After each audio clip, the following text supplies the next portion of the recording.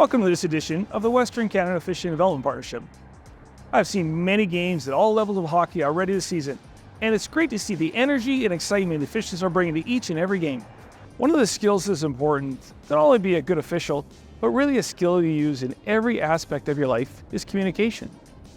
There are many aspects of communication, including verbal, body language, and listening, which is a skill we can all get better at. All of these skills affect how we control emotions and ultimately how we control the game. We always have to stand up for ourselves, but if we're an effective communicator, it helps us control emotions of the participants, and it helps to develop trust and respect for the players and the coaches. Let's first take a look at communication with players and coaches, some thoughts from officials at a variety of levels of hockey.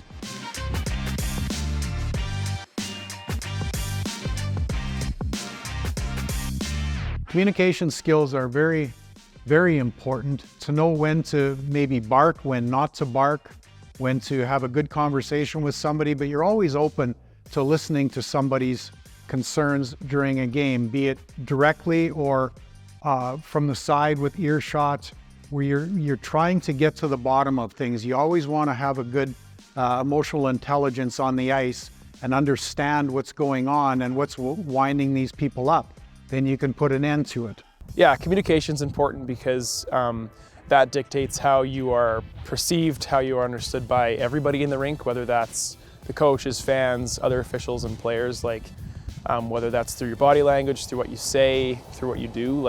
It's going to dictate how they understand you. So, and being understood is important for how the game goes. Whether it's a conversation with the coach, whether it's how the coach sees you skating in that first lap, everything kind of adds to that, I guess.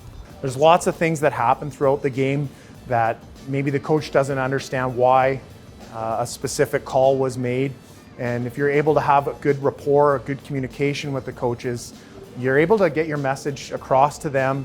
And whether they agree with it or not, having that dialogue will help the entire game and the entire flow of the game for everyone. So I find it's very important to have communication between your players and your coaching, only because it's the only way you're going to be able to explain and help these girls or boys learn how to play hockey. So keeping the communication between them is so important. You're going to stop giving penalties. A great ref will talk people out of getting penalties. So that's where the communication takes place. One of the most important parts is because there's such an intensity level when you're on the ice, when you're in a competitive environment like this, being able to quickly and effectively communicate.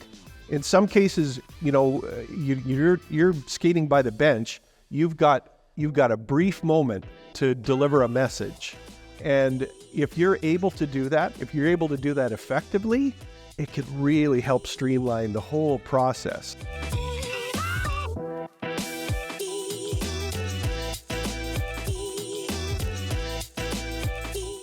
On this clip, certainly a close play at the net. Our official does a good job in a good spot, but does a good job after the fact to have a subtle, quiet conversation with the coach.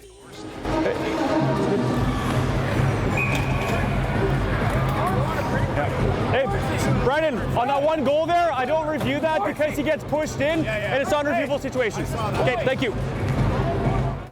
This one's a little bit different kind of communication. We've gone over, take a little more time. We're direct, it's not a subtle conversation. We've heard their argument, we've explained our point of view, we said thank you and moved on. No, Derek, the reason why that's not a penalty is on the bottom third, he's making a play at the puck there. He's coming across, I don't have him coming down and across there. He's making a play at the puck, that's why it's not a penalty. Hey, can I talk or no? Thank you. Yeah, go ahead. I understand that part. Yep. They watched the first chip down the other end. It was pretty soft. That one there, he's in a scoring area where their guy wasn't. He would have got the puck.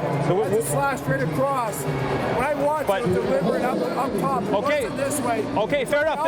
I'll watch your review. Yeah, fair enough. Like this, I'll agree with you. But it's like this. Yeah, absolutely. Then if I see that wrong, then if I have it across, if it's down and across, I'll admit that I'm wrong. No problem there. Thank you. And then just some good conversations, official to player, maybe helping them, telling them what is a penalty, what isn't, maybe bring their level of emotion down a little bit, just how we communicate with the player. All done, good job. We're all done. Hey boys! Hey guys! guys, how about we keep our sticks to ourselves there? Like, why do we gotta touch him there? It's okay. If he slashes him on the hands there, fine, right? But he whacks his stick out of his hand after the whistle. There's no consequence. We don't need it. Interesting how much we said thank you. Dealing and communicating with players and coaches is a skill that we develop over time. The thoughts you just heard will help you as you move forward in your officiating career. Another important participant we must communicate well with is our teammates, our fellow officials. The work we do on communicating with them leads us to what makes the group successful, and that is teamwork and being a good teammate. Being able to have open and honest conversation, and not only what we say as teammates, but how we listen as teammates, will help make us all successful. These conversations should take place before the game. We can talk about the teams, maybe the last game they played between these two teams, anything that provides intel so we can prepare for the upcoming game. We should be having subtle conversations and stoppages, as simple as, let's really be aware of teams going to the heart of the net. Any kind of game intel. Certainly between periods when we talk about the game, penalties we called, or non-calls that we may have made. These conversations should be between all officials working, linespersons and referees. It is everyone's responsibility to see the game and provide intel.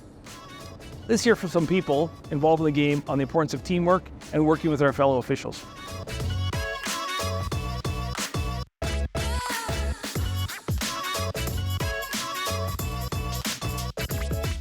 So there's a third team on the ice, and a lot of people don't recognize that. But if you watch a good officiating group out on the ice together, you'll see them talking to each other during the play, after the play. And that kind of ability to share information makes everybody better on the ice. You can only see so much out there. And if you're getting information from, whether you're a lines person, you're getting information from your partner or from the referee, or you're the referee and you're getting information from your lines people, that makes you better. And when you're a good teammate, your teammates on the ice want to share with you. They want to make you and each other better. And of course, that's the kind of skill that you can take out and apply to school or apply to work, or apply to your community in a way that makes you somebody who's more interesting and better capable to do other things in the world.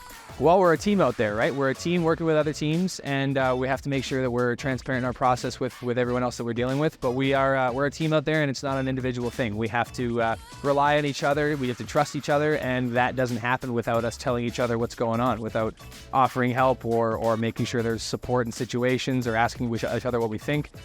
You can't properly manage a game if you don't trust the four people on the ice that you're or three, or depending on how many people you're out there with. But trust the crewmates that you're on the ice with, number one. There's 4 of us on the ice. It's 8 eyes out there. We're all looking kind of at different spots and focusing on different things. So we're always not going to be able to pick up everything that's happening. So if I'm noticing something that's going on, I want to make sure my teammates are aware of what I'm kind of learning as the game's going on. You know, when you get into a huddle, if you need to discuss a major penalty or an interesting situation on the ice, you're not expected to kind of see the whole play, but sometimes you put together 4 stories and at the end of it you come out with the right call. So being able to very clearly communicate what you saw, even if it's only a small part of the play. Whether it's before, during, or after the game, we can all learn something from one another, talk about any situations that may arise or have arisen throughout the game. And we owe it to the game to be on the same page. We owe it to the players, the coaches, the fans, and the game itself to be confident and to be communicating well with one another, and to give our team as the officiating staff the respect they deserve to hear their opinions, but also for them to hear ours.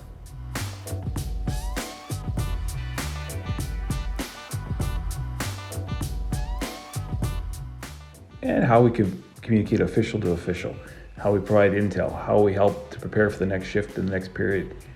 Here's some good examples. It looks like feet welcome.